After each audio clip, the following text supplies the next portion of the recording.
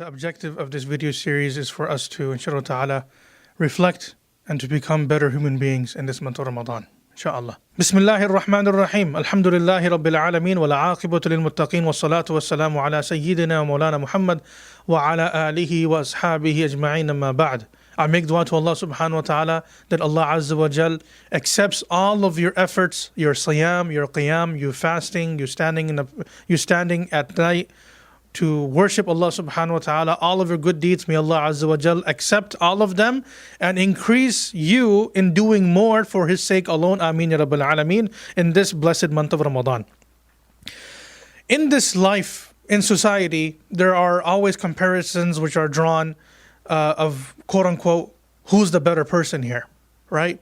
So in some instances, the better person is the person who knows the way around something, or the most efficient or effective way to get something done, or the one that gets a lot of wealth or becomes owner, is successful in real estate, what have you.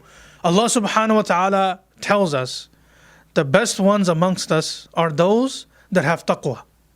Allah subhanahu wa ta'ala says in the Quran, A'udhu billahi minash shaitanir rajim, Inna akramakum indallahi atqakum. Verily, the best amongst you are those that have taqwa. And logically speaking, no human being knows how much taqwa the next person has. Only Allah knows how much taqwa a person has. Therefore, only Allah knows who is the best amongst us. However, when we see in the lives of the Sahaba radiyallahu anhum ajma'in, they would compete with one another in getting closer to Allah subhanahu wa ta'ala, and they would do so through taqwa. The more aware they made themselves of Allah subhanahu wa ta'ala. One definition of taqwa is to constantly be aware of Allah.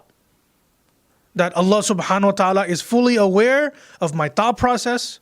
Allah subhanahu wa ta'ala is fully aware of what my heart contains, what kind of intention or intentions I have. Either they may be good, or may Allah protect us, they may be ill or evil.